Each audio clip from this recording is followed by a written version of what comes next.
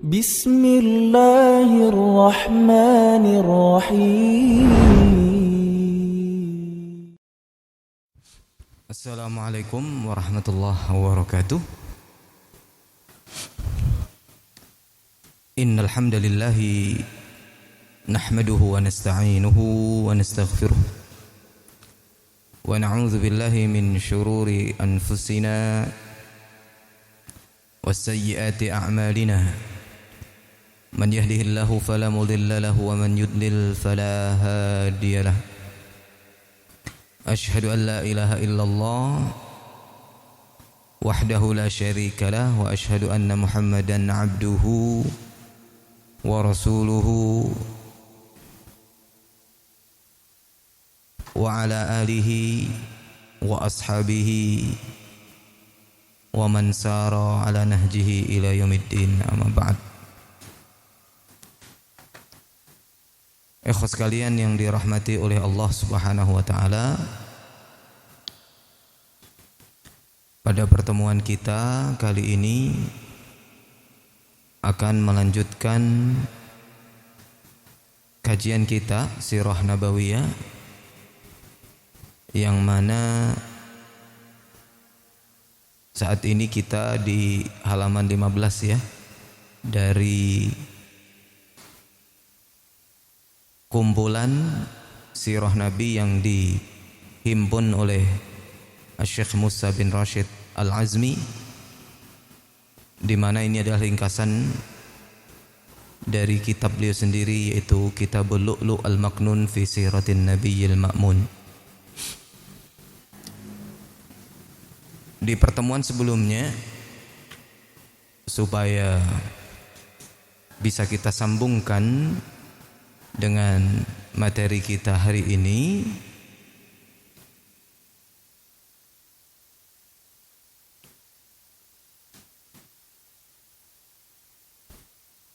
bahwa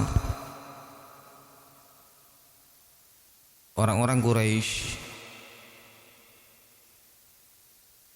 seiring dengan dakwahnya Nabi sallallahu alaihi wasallam yang terus gencar beliau lakukan, kemudian banyak yang tertarik dengan dakwah beliau, dari mulai orang-orang yang terdekat dengan beliau, keluarganya, teman-temannya, termasuk Abu Bakar As-Siddiq dan para sahabat Nabi yang lain yang kita kenal. Maka para sahabat Nabi sallallahu alaihi wasallam diizinkan oleh Rasul untuk hijrah ke mana? Habasyah atau Ethiopia, di mana di situ ada seorang raja yang bernama Najasyi, Raja Najasyi. Beliau mengenal agama Samawi ini dengan agama Nasrani yang beliau pegang. Beliau tahu bahwasanya di sana ada nabi yang akan datang setelah Nabi Isa alaihi salam. Ya, sehingga beliau dengan kenasraniannya saat itu, ya, kalau boleh dikatakan kenasraniannya lurus ya, masih memegang kitab yang beliau ketahui dari ajaran-ajaran Isa. Maka beliau pun memberikan suaka kepada para sahabat Nabi sallallahu alaihi wasallam ketika mereka hijrah ke Habasyah. Dan para sahabat Nabi ini juga menjelaskan terkait dengan ajaran Nabi sallallahu alaihi wasallam. Maka dengan itu Raja Najasyi ini semakin kuat perlindungannya kepada para sahabat yang hijrah ke sana. Dan tercatat ya, hijrah ke Habasyah ini yang dikenal dengan hijrah Habasyah yang pertama ya, karena hijrah ke Habasyah itu 2 kali. Kalau kita sering kenal dengan hijrah ke Madinah, dan itu yang paling terkenal dan yang paling kita kenal, maka sesungguhnya sebelum hijrah ke Madinah itu sendiri ada 2 hijrah, ya, yaitu hijrah ke Habasyah 2 kali. Nah, tercatat di hijrah yang pertama ini, ya, ada 11 laki-laki dan 4 wanita.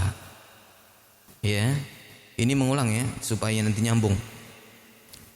Sehingga kalau dijumlahkan 15 orang dari sahabat Nabi SAW yang hijrah ke Habasyah. Dan mereka menaiki perahu ya menuju ke Habasyah itu. Dan kemarin kita gambarkan petanya perjalanan dari Mekah ke Habasyah, semoga masih ingat. Ya. Kemudian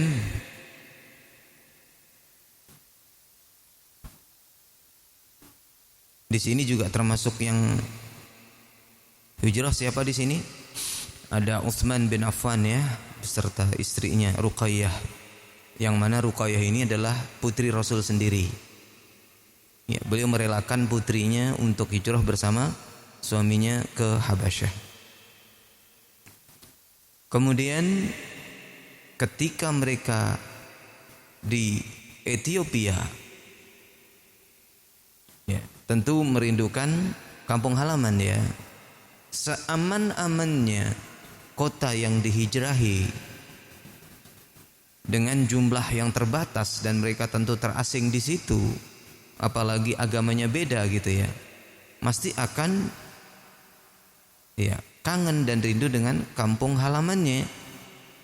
Sehingga ketika mereka mendengar berita bahwa ahli Mekah atau penduduk kota Mekah itu masuk Islam, maka mereka tanpa cross check terlebih dahulu tentang kebenaran berita itu, mereka pun kembali ke Mekah.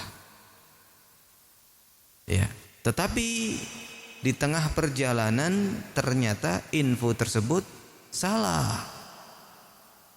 Apa yang benar? Yang benar adalah orang-orang Quraisy pada saat itu ikut bersujud bersama sujudnya Nabi ketika membaca surat An-Najm. Dan di dalam surat An-Najm itu ada ayat sajdah. Ya, ketika mendapati ayat sajdah, Nabi sujud. Dan orang-orang yang mendengar bacaan Nabi, karena mereka paham artinya, merasakan keagungan ayat itu. Mungkin orang sekarang mengistilahkan terhipno gitu. Ya, dengan kalam Allah ini. Ya, tersihir dengan kalam Nabi kalam Allah ini yang dibacakan oleh Nabi ini. Ya. Akhirnya mereka pun secara spontan ikut sujud.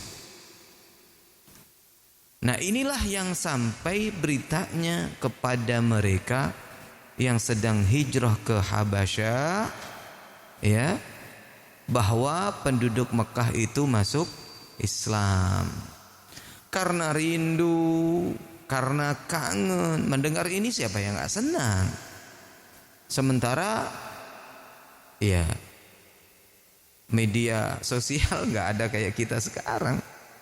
Sekarang kita sekali klik, ya, informasi itu sudah nyebar ke seluruh dunia, ya, lintas batas. Ya, ya itulah yang disebut dengan globalisasi ya. Semuanya, ya, di Amerika beda waktu, bertentangan harinya. Kita sore, mereka pagi, nyampe juga berita itu dalam hitungan detik. Ya.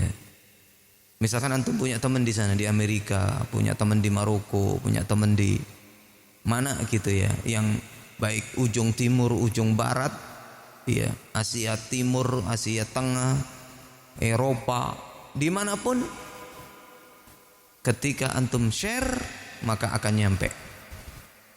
Antum pasang status, maka semua orang yang memiliki nomor antum, dia akan membaca itu. Oke. Kemudian di antara mereka ada yang balik, dan di antara mereka ada yang datang, ya, balik ke Mekah. Maksudnya ada yang balik ke Habasyah dan ada yang melanjutkan ke Mekah.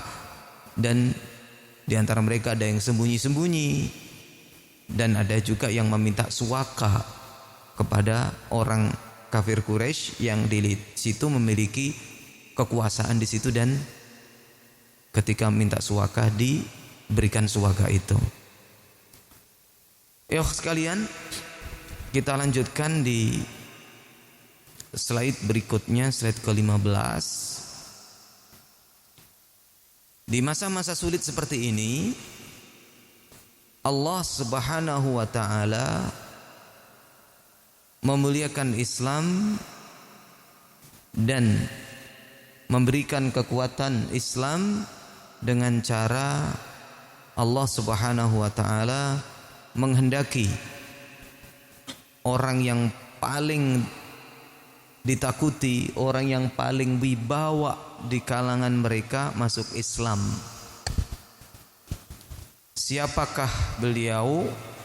Beliau adalah Hamzah bin Abdul Muttalib. Maka kita baca baris pertama ini, dan antum yang memegang buku silakan diharokati, tidak masalah, karena buku ini adanya untuk dipelajari dan dicoret-coret ya, untuk mengambil faedah. Musa bin Rashid Al-Azmi berkata, Aslama Hamzatu, Aslama Hamzatu ibni Abdul Muttalibi, atau afan, ana salah ya, Aslama Hamzatu ibnu, bukan ibni, ibnu Abdul Muttalibi radhiyallahu anhu, wa ba'dahu aslama Umar bin Al-Khattabi radhiyallahu anhu, faqawiya amrul islami bihima.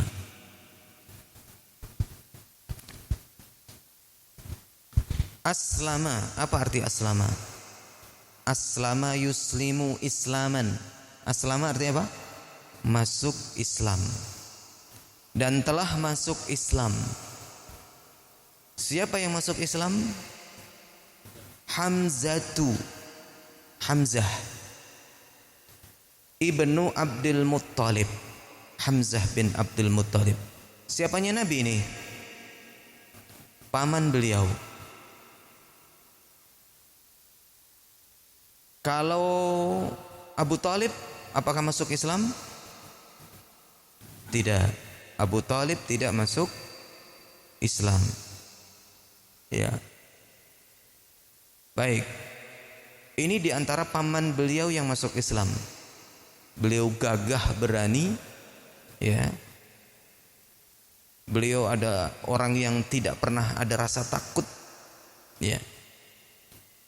Radhiyallahu anhu, ya, radhiya dan telah meridhai Allahu Allah anhu, ya, terhadapnya. Allah meridhai Hamzah bin Abdul Muttalib, dan ini adalah doa yang selalu kita ucapkan untuk sahabat Nabi sallallahu alaihi wasallam. Dan ini penting. Pentingnya di mana? Untuk membedakan kita dengan orang Syiah. Kalau Syiah itu melaknat para sahabat Nabi. Ya. Makanya di antara ciri kalau kita ingin melihat kita nggak kenal siapa, cara pemikirannya kok aneh. Ya, apakah pertama sering menyebut sahabat Nabi atau tidak? Kalau tidak pernah menyebut sahabat Nabi atau jarang sekali, sementara beberapa perkataannya ada yang aneh dan nyeleneh, maka pertama kali kita curiga nih, bisa jadi Syiah.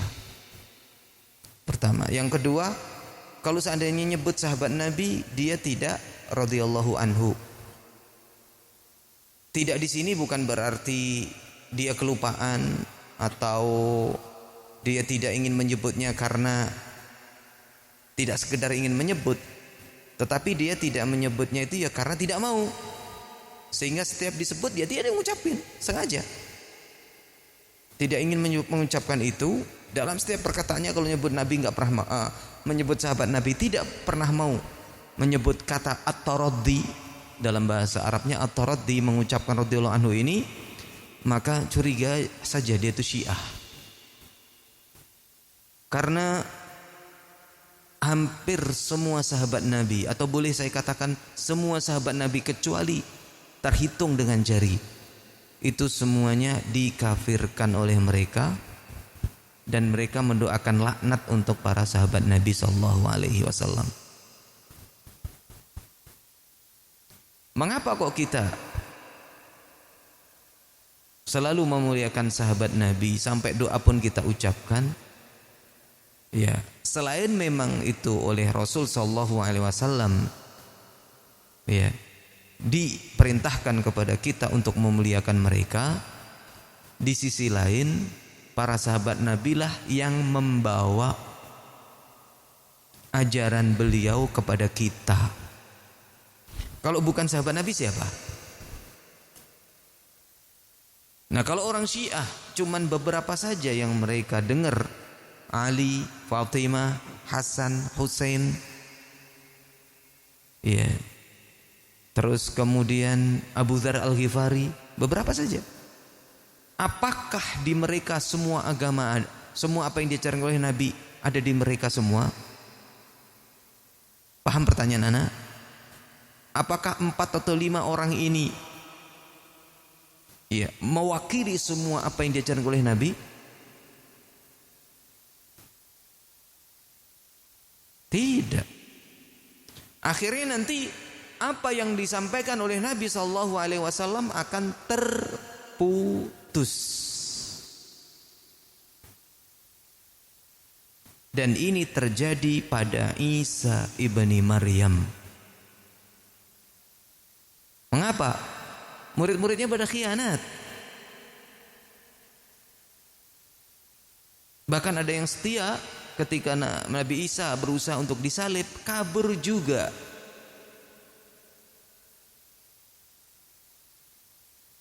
Akhirnya ajaran beliau diambil alih oleh Paulus yang mengatakan dia ketemu dengan Isa, atau yang disebut dengan Yesus itu. Nah, oleh Paulus, ya, dia mengaku-ngaku ketemu siapa? Yesus, dan dia menuliskan semua apa yang dia tuliskan dari berbagai ajaran yang semuanya menyelisihi dari apa yang diajarkan oleh Yesus. Boleh makan babi, tidak dikhitan. Padahal Isa ibnu Maryam mengajarkan Injil kepada para muridnya dari kalangan Bani Israel. Di antara ajarannya adalah mengagungkan kitab Taurat. Apa yang ada di Taurat itu diajarkan oleh Isa. Tetapi Paulus membatalkan semua hukum Taurat. Terjadilah apa yang terjadi. Kemudian surat Paulus ini dikirimlah ke Roma, dan disitulah mulai, ya, dunia gelap orang Kristen. Ya, jadi Kristen itu ajarannya Paulus. Kalau Nasrani asli ajarannya Isa. Makanya sebagian ada yang mengatakan Kristen itu bukan ahlu kitab, karena mereka tidak mendapatkan Injil. Yang mereka punya, kalau benar itu pun adalah perjanjian lama, Taurat itu, kalau memang benar itu Taurat. Tetapi perjanjian lama itu dibatalkan hukumnya. Gitu. Bisa dipahami ya? Jadi Kristen itu ajarannya Paulus. Gitu. Yang disebarkan dan pusat penyebarannya di mana? Di Roma.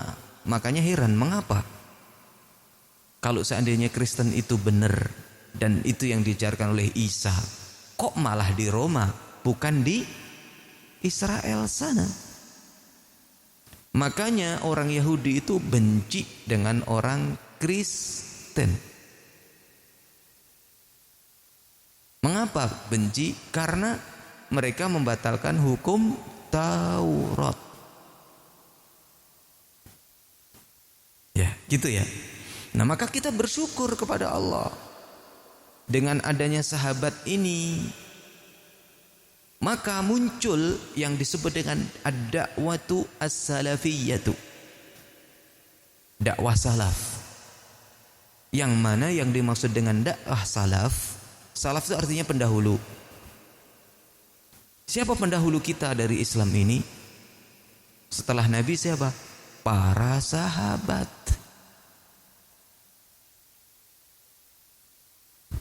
Mengapa kita kembalikan? Ya mereka yang paling tahu dengan Nabi SAW. Coba orang Syiah itu, istri Nabi tidak dianggap. Bahkan menuduh Aisyah sebagai wanita pezina. Sementara orang yang paling dekat dengan Nabi siapa? Setelah Khadijah, Aisyah.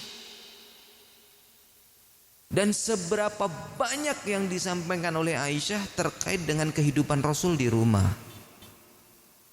Salatnya seperti apa, saumnya seperti apa, akhlaknya seperti apa, tidurnya bagaimana, makannya bagaimana, mandinya bagaimana. Coba kalau Aisyah dibenci, kita tahu bagaimana salatnya Rasul di rumah? Tidak. Bagaimana sholatnya Rasul di rumah? Tidak. Karena hadis itu disebut dengan hadis apabila itu semuanya bersumber dari Rasul, baik itu ucapan, baik itu gerakan. Apa yang dilakukan oleh Rasul kalau diceritakan oleh para sahabat, maka itu menjadi apa? Hadis. Kan begitu? Jadi hadis itu bukan apa yang diucapkan oleh Rasul saja. Kalau yang diucapkan oleh Rasul saja, ya terbatas. Tapi kalau semua gerak-geriknya itu juga yang menjadi ajaran Islam, maka kita bisa mencontoh Nabi itu bisa sempurna dari segala sisi. Gitu. Baik, itu menyimpang tapi penting dalam hal ini.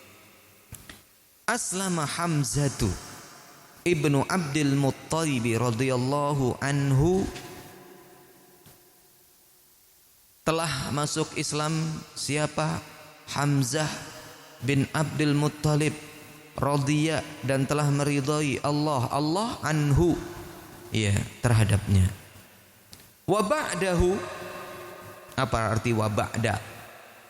Dan setelahhu itu nya, dan setelahnya aslama.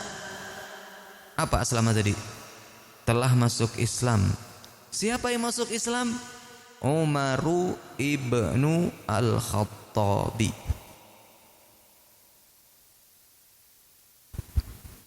Umar bin al-Khattab radhiyallahu anhu. Radhiya dan telah meridhai Allah anhu terhadapnya. Fa qawiya. Fa itu maka, qawiya telah kuat. Apa yang kuat? Amru, perkara.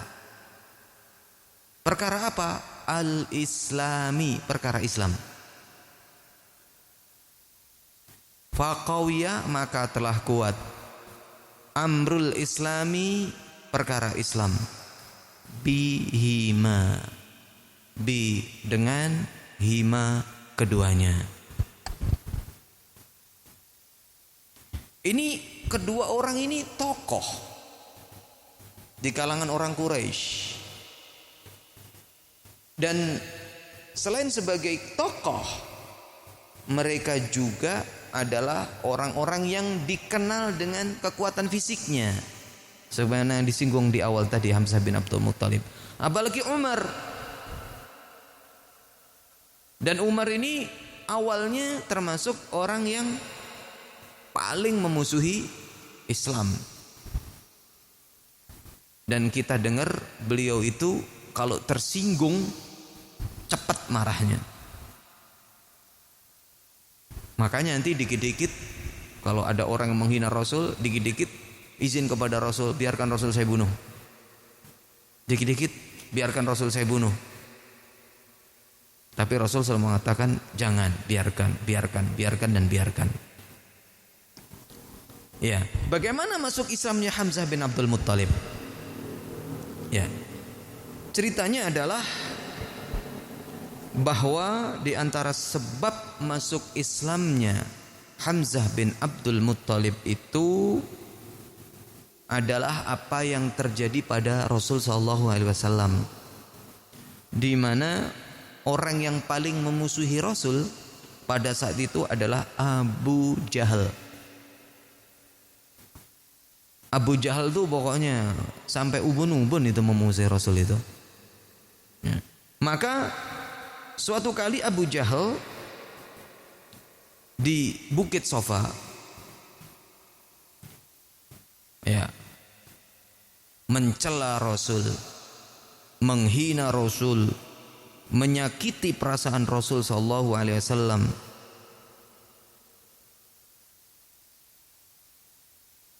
Sementara dicela, diejek, pokoknya direndahkanlah pada saat itu Rasul sallallahu alaihi wasallam. Rasul sallallahu alaihi wasallam tidak membalas sama sekali.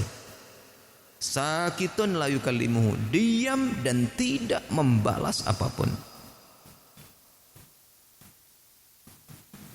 Nah, pada saat itu ya, ketika Abu Jahal ini menghina, mengejek, merendahkan Nabi sallallahu alaihi wasallam, sementara Rasul sallallahu alaihi wasallam diam saja, maka Abu Jahal ketika sudah puas dengan ejekannya, dia pun pergi dan dia menuju ke tempat dia di Masjidil Haram, kan Sofa dekat Masjidil Haram kan, ke Masjidil Haram yang mana di situ banyak orang-orang Quraisy yang ngumpul, dan dia bergabung dengan mereka dan ngobrol tentang apa yang sudah lakukan. Nah, di situ ternyata ada seseorang yang melihat apa yang dilakukan oleh Abu Jahal ini. Ya. Yang melihatnya adalah seorang wanita. Ya. Budak yang dimerdekakan oleh Abdullah bin Jada'an.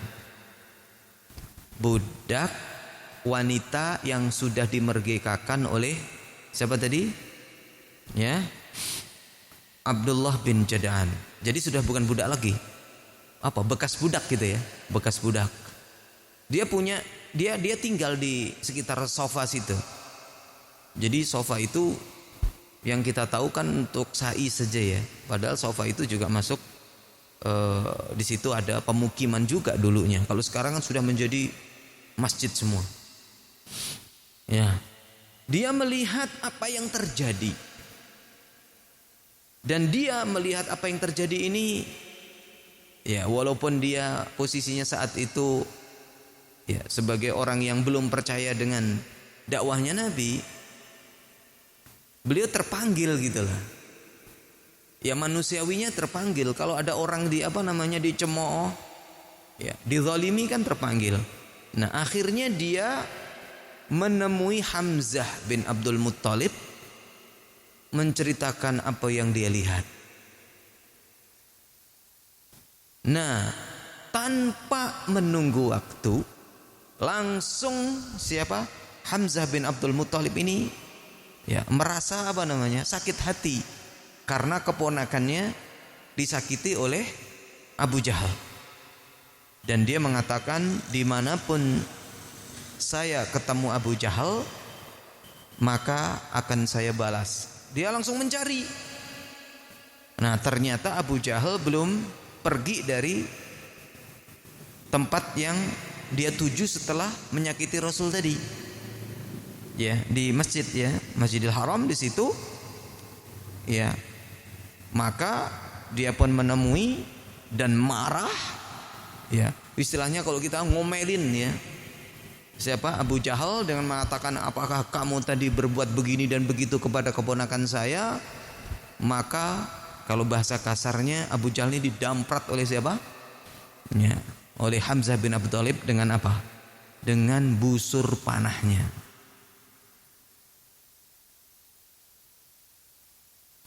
Dan melihat seperti itu orang-orang yang duduk di sekitar siapa? Abu Jahal. Ya, mereka ingin membela Abu Jahal. Kemudian Abu Jahal mengatakan, biarkan saja, karena saya tadi ya menyakiti keponakannya dan wajar saja kalau saya dikiniin begitu. Setelah itu Hamzah ini pulang. Dan di tengah-tengah perjalanan sampai rumahnya dia gamang. Gamangnya adalah, kok keponakan saya ini disakiti orang tetap kekeh gitu dengan apa yang dia sampaikan. Ya, bisa jadi yang disampaikan benar. Bisa jadi memang salah. Dan dia tadi membelanya adalah semata-mata karena dia adalah siapa? Keponakannya. Gamang. Akhirnya dia pun datang kepada Rasul sallallahu alaihi wasallam menceritakan kegamangannya. Kemudian Nabi sallallahu alaihi wasallam menyampaikan Islam kepada siapa? Hamzah bin Abdul Muttalib. Dan tentu beliau paling tahu apa yang harus disampaikan kepada orang yang gamang seperti itu.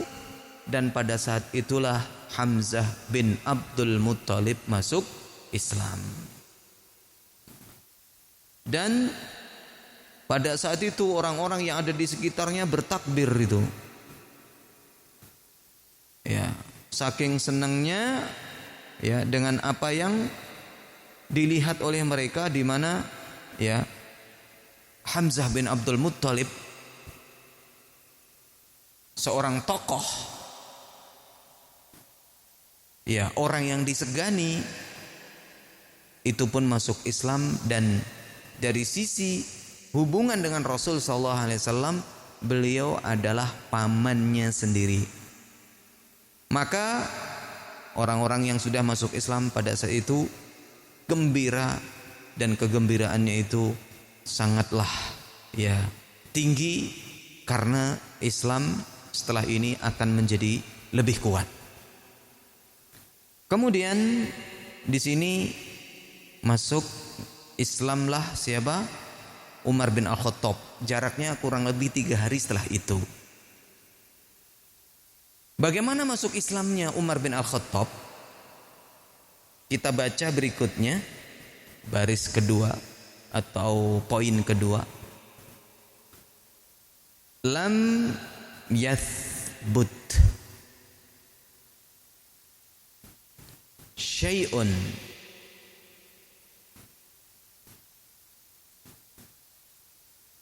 fi kaifiyati Islami Umar ibn al-Khattabi radhiyallahu anhu.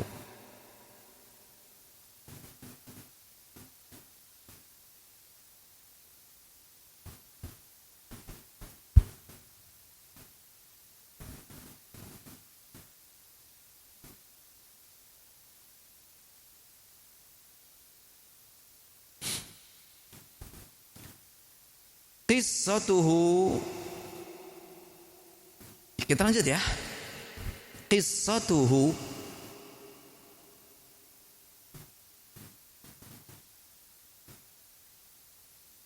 indama asyahiratu afwan qissatuhu asyahiratu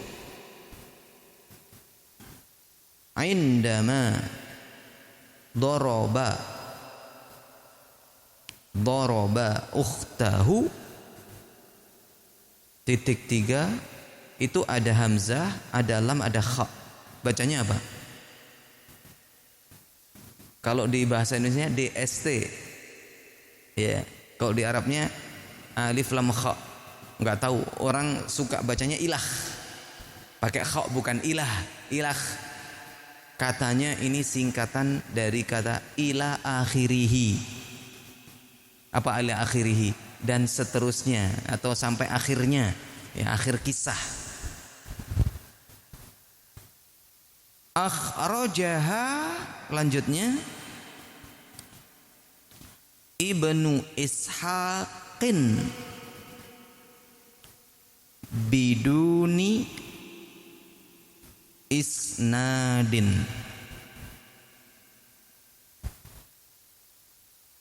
Baik. Coba apa ini tentang Islamnya Umar bin Al-Khattab nih? Lam, apa arti lam itu? Tidak.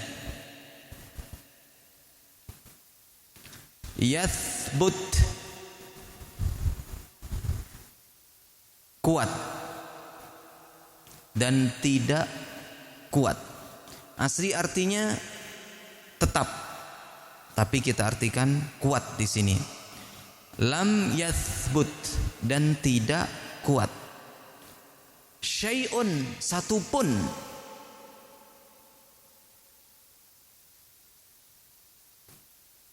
Lam yathbut syai'un, tidak kuat. Syai'un, satupun.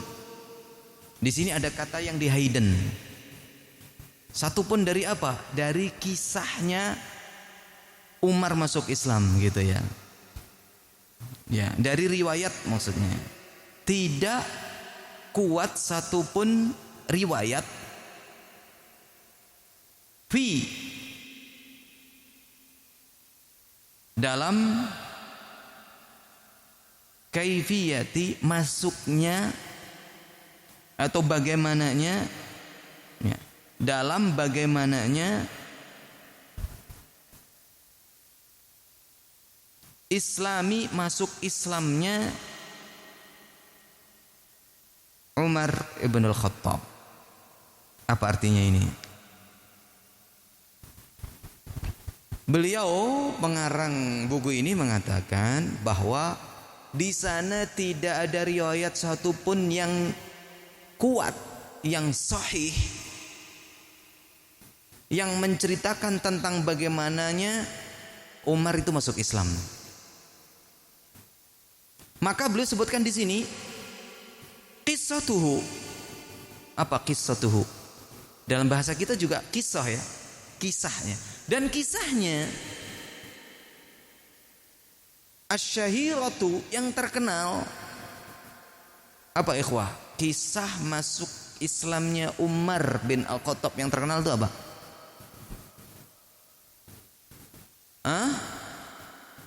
Surat Maryam. Toha. Oleh siapa? Adiknya yang sudah masuk Islam duluan gitu ya.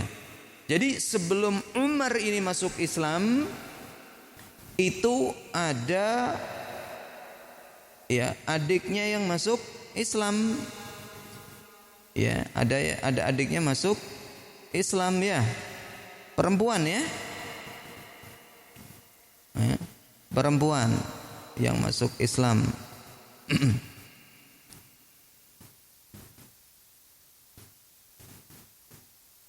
Nah, perempuan ini, adiknya ini dengan suaminya masuk Islam ya. Kemudian ceritanya ya, Umar ini kan datang gitu ya kepada adiknya ini, dan ketika datang di situ adiknya sedang membaca Al-Quran. Kemudian Al-Quran itu disembunyikan oleh adiknya ketika Umar bin Khattab datang. Kemudian diminta kan begitu ya. Ya. Kemudian tidak diizinkan untuk diminta, kemudian apa? Memukul adiknya. Setelah memukul adiknya, nyesel. Nah, dari penyesalan itulah dia masuk Islam.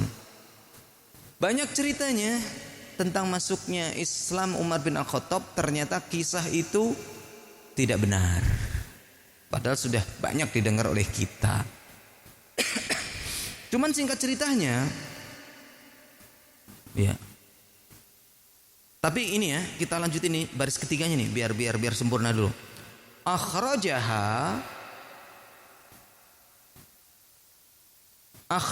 telah mengeluarkan.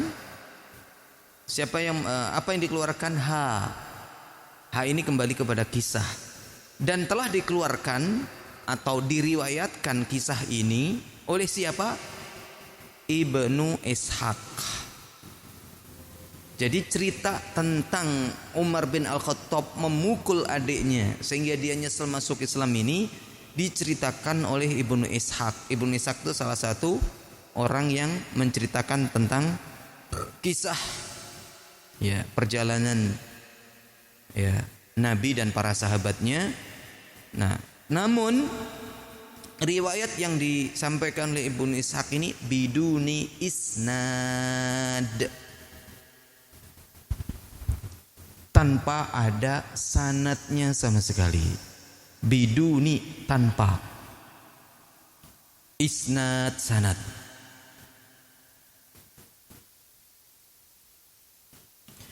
Ini lagi keistimewaan Islam. Kita belok dulu. Ini keistimewaan Islam yang lain lagi. Selain tadi keistimewaan Islam itu agar tetap terjaga itu dari kalangan sahabat kan yang menyampaikan. Kemudian keistimewaan lain adalah Islam itu semua ajarannya dengan sanad. Antum tahu sanad itu apa ya dalam bahasa kita ya? Sandaran. Itu arti letter luck-nya. Artinya begini, seseorang kalau mengajarkan sesuatu dari Islam ini harus ada ajaran ini nyambung kepada siapa? Rasul sallallahu alaihi wasallam, atau nyambung kepada sumber aslinya.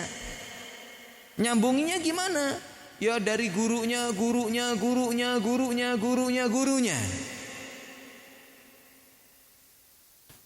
Kalau itu nggak ada sanadnya, otomatis tertolak.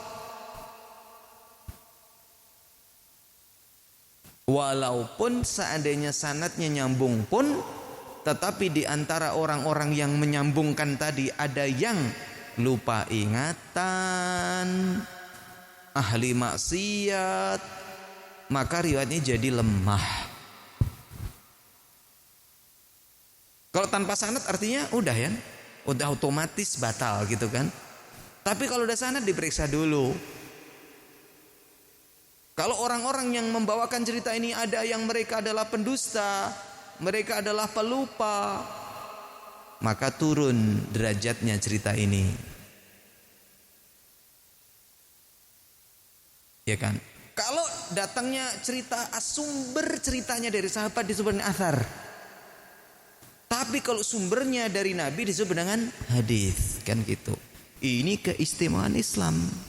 Kembali kepada ajaran Kristen. Kalau antum tanya orang Kristen yang dia belajar sampai S3 pun di teologi, biasanya STH, sarjana teologi. Makanya kalau lulusan akidah jangan disebut STH ya, teologi. Itu punya mereka itu. Ya. Walaupun S3, kalau ditanya, "Mas, kamu tuh kan mengajarkan Kristen itu kan sumbernya dari Paulus. Nanya deh, Paulus tuh bapaknya siapa?" Saya jamin dia tidak akan bisa jawab. Karena Paulus ini orang yang tidak jelas anaknya siapa dan dari mana. Makanya di dalam Al-Quran disebut apa? Ad-dallin, orang yang sesat.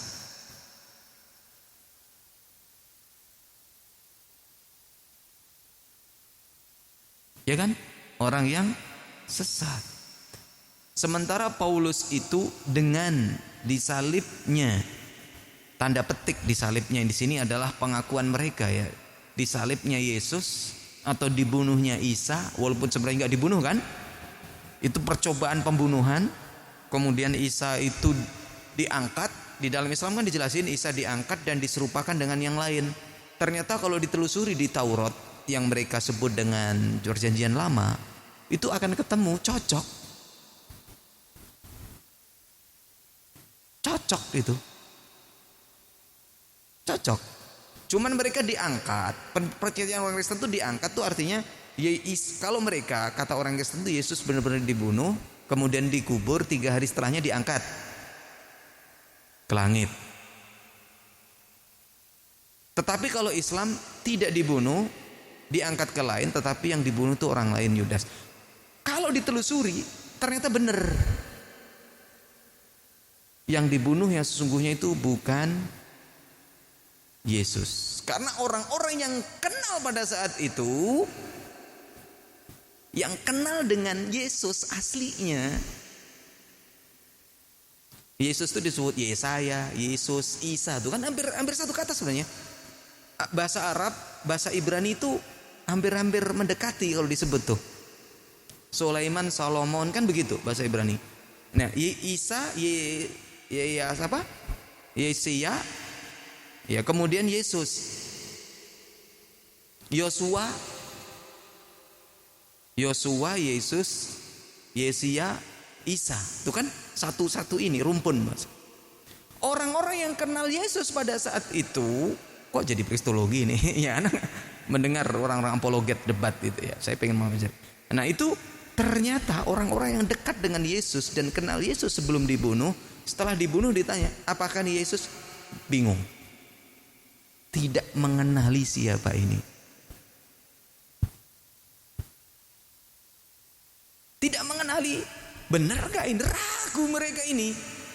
Dan di dalam Al-Quran disebutkan sebenarnya orang-orang yang membunuh Isa itu ragu. Apakah Isa benar atau bukan yang dibunuh? Nah, ternyata benar. Ditelusuri di Perjanjian Lama, ditelusuri di yang mereka anggap sebagai Bible itu, ternyata di dalam sejarahnya orang-orang yang dekat dengan Yesus sebelum mati ditanya, ini Yesus bukan yang dibunuh? Bukan. Mereka ragu. Bukan dia ragu. Saya nggak kenal sama sekali, nggak kenal. Dan setelah ditelusuri lagi lebih dalam, orang yang mempelajari dan membedah yang disebut dengan Bible, ternyata itu adalah Yudas.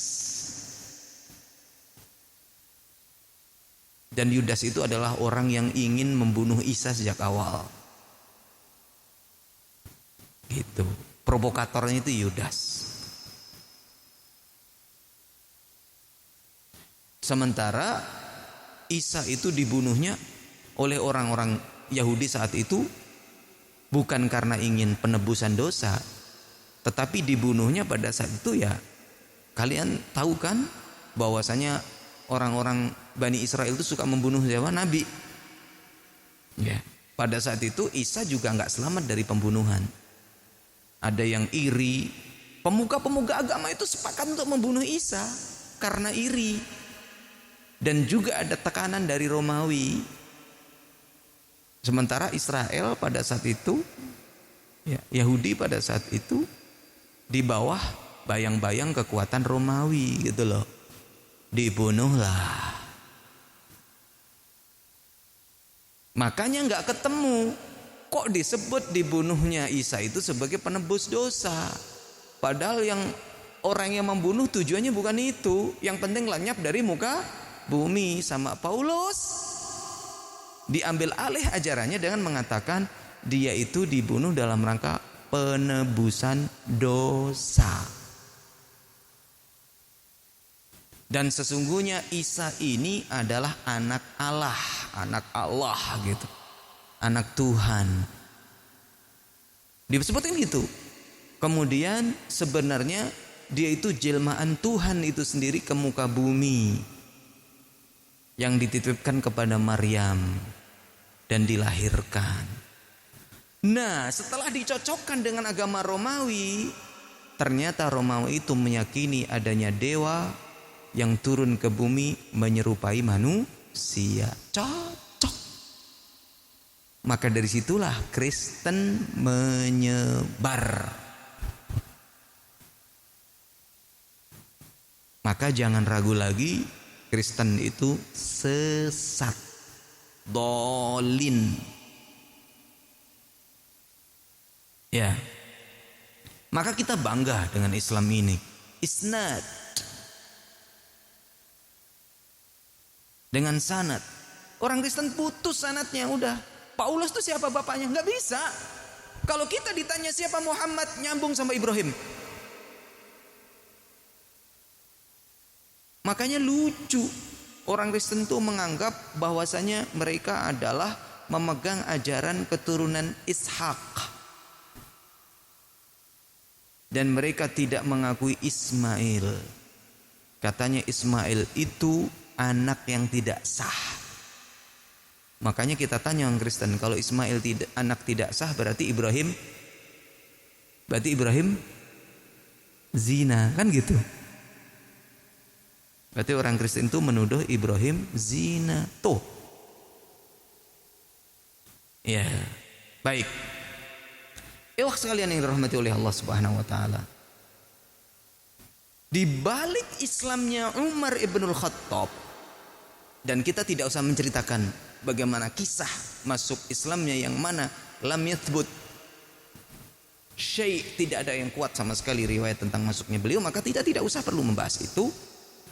Tetapi kita membahas tentang apa yang ada di balik Islamnya Umar bin Al-Khattab. Apakah yang saya maksud? Yaitu doanya siapa?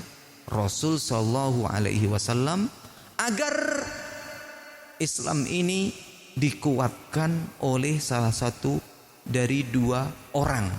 Siapa? Kalau enggak Umar ya Abu Jahal.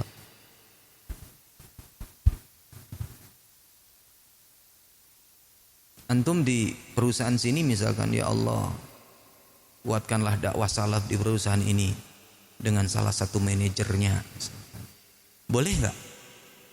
Boleh enggak? Boleh. Boleh enggak? Boleh.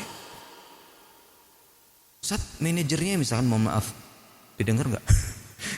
Misalkan manajernya memang non muslim misalkan. Boleh? Boleh aja. Siapa tahu dengan doa antum manajernya muslim. Entah itu masuk Islam, entah itu Allah mengganti dia dengan orang Islam, atau dia tetap di atas agamanya, tetapi dia apa? Mendukung dakwah antum. Boleh? Boleh. Anak ke salah satu perusahaan di Jababeka. Anak gak usah nyebut merek perusahaannya. Di Ramadan kemarin anak datang untuk mengisi buka puasa. Kita ngobrol di sebelah saya, dia pakai jubah. Saya kira dia muslim. Anak pede aja cerita tentang Islam, pesantren, tapi kok gak nyambung-nyambung juga. Tapi dia mau diajak ngobrol, ya sudah, anak pede aja, jebret tanpa tedeng, ngaling-ngaling, sret. Dia pakai jubahnya di situ ya karena sepakat panitia. Apa? Sebenarnya itu bukan acara murni iftar jama'i, bukan. Tetapi ulang tahun, anak nggak tahu. Anak nggak tahu, anak nggak tahu kalau di situ ulang tahun. Pokoknya sudah tahun kesekian dari perusahaan, dibarengi dengan santunan anak yatim dan buka puasa bersama. Anak datang ke situ, lah ulang tahun, ya udahlah, anak diundang. Masa saya langsung pulang? Saya diundangnya bukan untuk semata-mata acara itu, tapi anak diundangnya untuk iftar kan? Itu ya udah. Nah, sampein, anak pun ngomong nggak banyak, 10 menit. Orang acaranya banyak banget, 10 menit, gitu aja. Ya. Semuanya sepakat hari itu memakai pakaian Arab. memakai pakaian Arab. Termasuk dia pakai pakaian Arab, jubah dan apa namanya itu, sorban. Wallahi anak kira dia muslim. Ya, ngobrol, kita berbuka, dia ikut buka. Selesai berbuka, jeda. Setelah berbuka kan jeda untuk sholat maghrib, kita berbuka takjil kecil-kecilan. Kita ditarik sama teman tadi, dia bilang, Ustadz tadi non muslim. Wah, non muslim, ya nggak apa-apa lah gitu. Ternyata beliau adalah pemegang 3 perusahaan, di antaranya adalah salah satu yang di situ tadi tempatnya. Jadi di situ ada 3 di Jababeka itu. Dan beliau yang dipercaya oleh big bossnya atau ownernya barangkali ya, untuk memegang 3 perusahaan itu. Nah, maka Anda manfaatkan itu. Setelah itu kita balik ke tempat berbuka, orangnya sudah ganti baju dengan baju kemeja. Barulah terlihat, oh percaya, afwan, matanya sipit, memang keturunan gitu. Keturunan Chinese. Baru kelihatan banget. Nah, langsung saya sampaikan, Bapak mohon maaf, bukan apa-apa ini. Kalau Bapak ini memfasilitasi teman-teman muslim untuk dimudahkan mereka beribadah, mereka juga dimudahkan untuk menimba ilmu di perusahaan Bapak, mereka akan semakin loyal Pak, tenang aja. Dia apa menambahkan? Iya Pak Ustadz, Pak Ustadz pernah khutbah di PT yang di jalan ini itu gitu. Oh ya Pak, saya biasa khutbah di situ. Bapak melihat, Pak Ustadz melihat masjidnya nggak, bagaimana? Wah indah sekali Pak, AC. Ya itu saya Pak. Itu saya yang menyiapkan semuanya. Saya perintahkan AC. AC rusak sedikit saya sudah marah, saya harus segera diperbaiki AC itu supaya yang ibadah sholat di situ tidak kepanasan. Nah kawan kita ini mengatakan, betul Ustaz. Karena yang dipercaya kawan kita ini. Nah artinya apa? Kembali kepada tadi, dakwah di situ dikuatkan. Antum boleh berdoa, ya Allah, kuatkanlah dakwah salaf di perusahaan ini dengan salah satu orang yang memiliki kuasa di perusahaan ini. Boleh. Orang sudah dicontohkan oleh Nabi kan? Antum di kampung antum, ya Allah kuatkanlah dakwah salaf di kampung ini dengan gitu. Penguasanya boleh, dengan Pak RT-nya. Di Kerawang itu ikhwah ada yang dipercaya jadi RT. Guru albina di kampungnya ada yang dijadikan RT. Iya kan? Enak tuh, Masya Allah. Dipercaya jadi RT. Sementara di situ ada pondok pesantren tanda petik Nahdlatul Ulama. Percaya. Iya. Ya dengan seperti itu insya Allah dakwah kita apa? Dikuatkan. Dia masuk kampung Anda sendiri. Di kampung Anda sendiri itu kepala desanya walaupun dia bukan salafi, tapi beliau mendukung dakwah banget. Kalau Anda pulang selalu mulai besok antum ceramah. Udah selalu gitu. Padahal beliau dulu murabi ana di tarbiyah. Tarbiyah itu tanda petik PKS. Ya. Baik. Nah, Rasul SAW berdoanya begini, Allahumma a'izzal islama bi ahabbi hadzarainir rajulaini ilaika bi Abi Jahal bin Hisham au Umar bin Al-Khattab. Ya Allah, berikanlah kekuatan Islam ini dengan salah satu dari 2 orang yang engkau inginkan. Beliau sebut Abu Jahal bin Hisham atau Umar bin Al-Khattab. Antum kalau pengen nyebut, tapi kalau secara umum nggak apa-apa, secara umum saja. Iya. Ya Allah, kuatkanlah gitu dakwah salafiyah ini dengan orang-orang yang berkuasa di tempat ini. Tapi doanya harus ikhlas. Dan doa itu kalau tulus dari hati, betul-betul tulus dari hati, maka Allah Subhanahu wa taala akan mengijabahi doa itu. Kalau antum merasakan doa itu diijabah, Masya Allah, antum ketagihan untuk berdoa kepada Allah itu. Ya. Kalau antum berdoa kepada Allah itu, kalau boleh tanda petik, kayak orang tergila-gila gitu loh, dengan sesuatu yang antum inginkan. Di hadapan Allah antum tunjukin kayak orang tergila-gila. Tidak ada doa kecuali itu, tidak ada doa kecuali itu. Ulang langsung. Di mana tempat? Di sujud kita, di jalan perjalanan kita. Kita baca Quran, doa lagi itu. Kita zikir, doa lagi itu. Pokoknya kayak orang tergila-gila, kayak antum ngebet pengen apa gitu. Misalkan antum ngebet pengen motor, nggak punya, ya kan? Setiap antum nyebut lagi.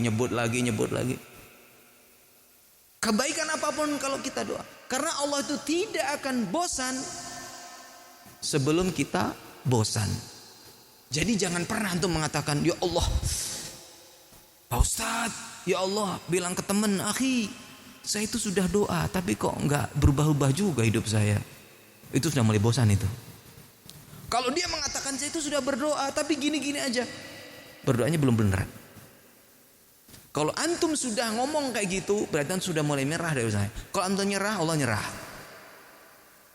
Terus aja pantang mundur. Dan kalau berdoa jangan dunia yang model kayak gitu. Doa model kayak gitu jangan doa untuk kepentingan duniawi, tapi kepentingan apa? Ukhrawi. Karena apa? Kalau kita doa kepentingan ukhrawi, dunia itu akan ngikut.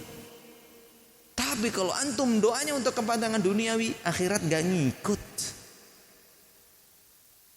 Makanya antum jangan mengatakan, ya Allah, anak saya jadikanlah dokter. Jangan. Apa doa antum? Ya Allah, jadikanlah anak saya yang soleh, bermanfaat bagi umat dengan apapun yang dia punya. Jika anak saya ini bermanfaat bagi umat sebagai seorang dokter, maka kabulkanlah. Gitu. Jangan, ya Allah, jadikanlah anak saya dokter. Enggak. Kita dalam doakan, ya Allah, berikanlah kebaikan anak saya. Misalkan, ya Allah, anak saya pengen masuk Madinah misalkan. Jika memang dengan masuk Madinahnya ini adalah memberikan kemaslahatan untuk dia dan umat, maka terimalah doa ini, permohonan ini, dan dia diterima di Madinah. Jadi doanya itu dari kemaslahatan dulu, jangan dari hawa nafsu. Coba anak pengen keterima di Madinah, pengennya apa? Pengen disebut, wih anaknya keren diterima di Madinah. Salah niat. Tapi karena kalau doanya karena apa? Supaya menjadi orang yang berilmu, bermanfaat bagi umat. Betul itu doanya.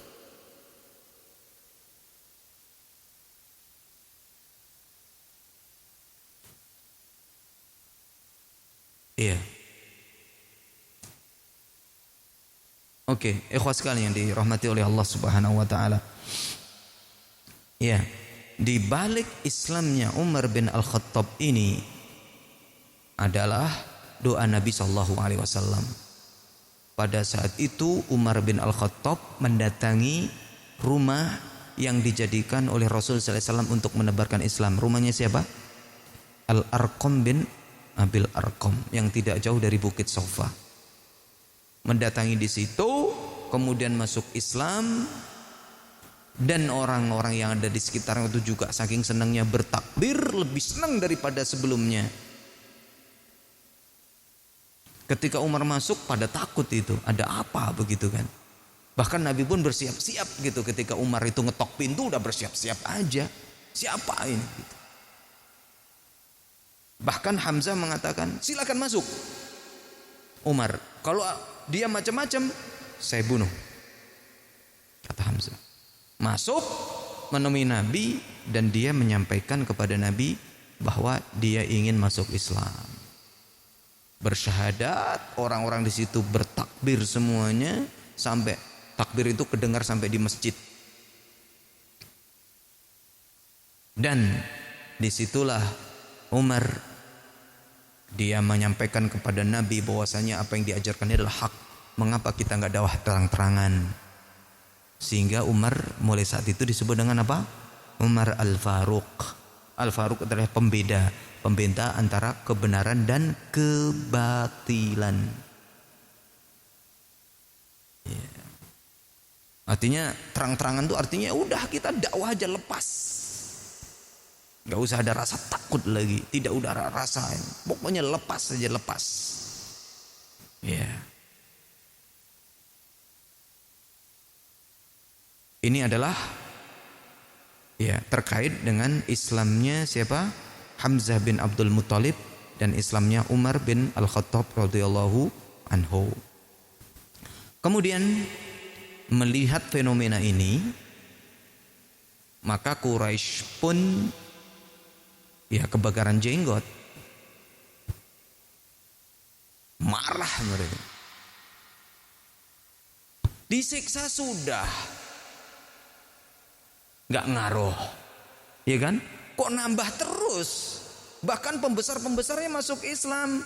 Akhirnya orang Quraisy mengambil sikap berubah dari kasar menjadi lembut. Bagaimana Nabi Shallallahu Alaihi Wasallam dirayu? Darinya dengan apa? Dengan harta, dengan wanita dan tahta. Agar Nabi Shallallahu Alaihi Wasallam berhenti dari dakwahnya.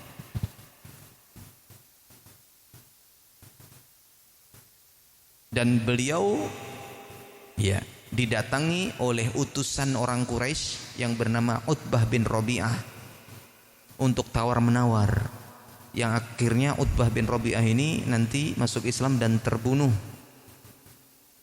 di perang Badar. Ya, kita baca ya di poin ketiga. Apa itu bunyinya? Bada'at Quraisyun tastakhdimu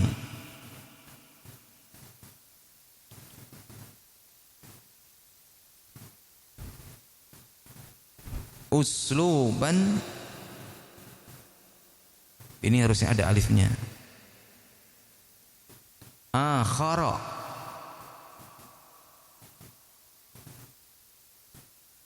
wajadidan, harusnya ada alifnya juga, ma'an nabiyyi sallallahu alaihi wasallam.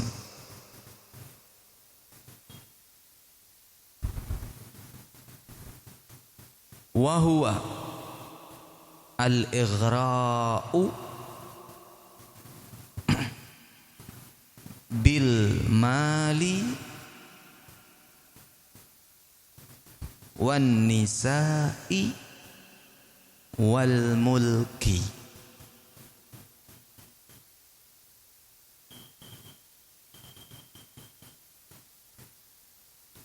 Wa yakuffu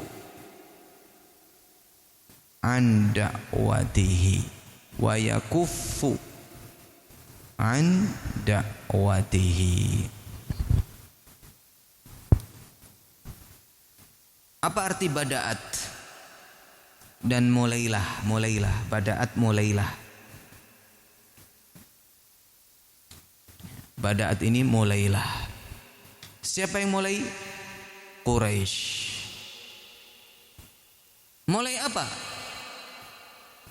Tastakhdimu, menggunakan.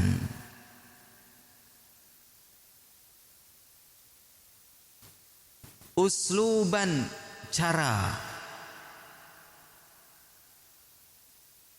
Akhara, apa akhara? Yang lain.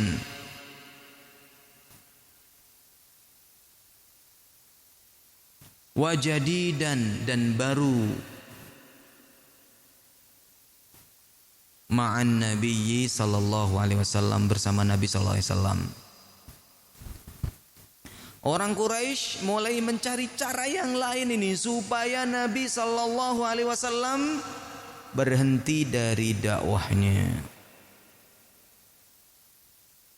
Disiksa tidak ngaruh. Apa cara yang baru, cara yang lain ini? Wahwa, apa wahwa artinya? Yaitu al-ighra'u,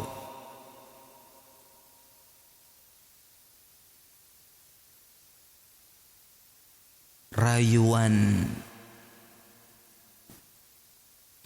bil mali, apa bil mali, dengan harta, wan nisa'i, perempuan, wal mulki, apa mulk? Tahta. Laki-laki kan dengan tiga ini lemahnya. Dengan apa? Harta, tahta, wanita. Kalau antum dimusuhi orang dan musuhnya itu ingin melemahkan antum, maka dengan harta dia. Kok antum dirayu dengan harta nggak mau? Dengan cara lain, coba dengan wanita. Kok nggak mau? Coba dengan jabatan. Antum selama ini kritis misalkan, kasih aja jabatan. Kok mau? Selesai sudah. Diam kan? Diam. Oh, selama ini kasih aja jabatan, selesai, diam. Kalau nggak diam, kok masih kritis juga? Bunuh. Ya udah dikasih kok, gitu kan. Nanti kan begitu juga kan? Ujung-ujungnya Nabi mau dibunuh apa enggak? Dibunuh.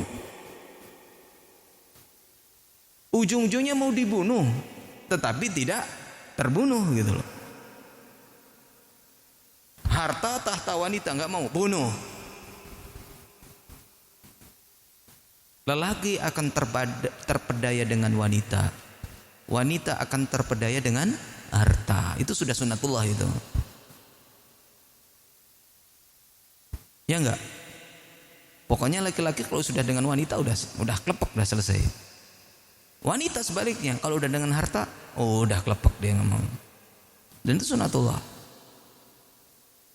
Perempuan tidak tergoda dengan lelaki tampan, iya. Tetapi ketergodaan mereka tidak seperti tergodanya apa? Harta. Laki-laki tergoda sama harta, iya. Tetapi ketergodaan mereka tidak seperti tergodanya dengan wanita. Gitu ya. Wa yakufu an da'watihi. Wa yakufu, dan berhenti. Siapa yang berhenti? Nabi Muhammad sallallahu alaihi wasallam. An, dari dakwatihi, dakwahnya.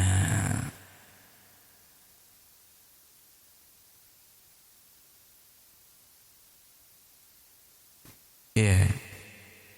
Dan yang diutus siapa?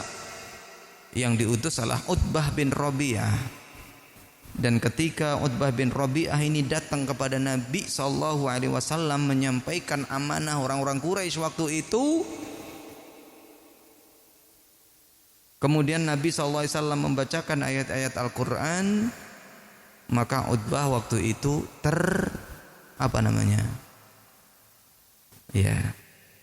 terbawa, tersentuh, dan akhirnya dia kembali kepada orang-orang Quraisy menyampaikan ya apa yang disampaikan oleh Muhammad, gak ada masalah, bagus semuanya. Akhirnya Utbah ya tidak dipercaya lagi oleh orang-orang Quraisy waktu itu, ya, untuk menjadi wakil lagi, dan sudah berarti udah nggak bisa gitu. Ya.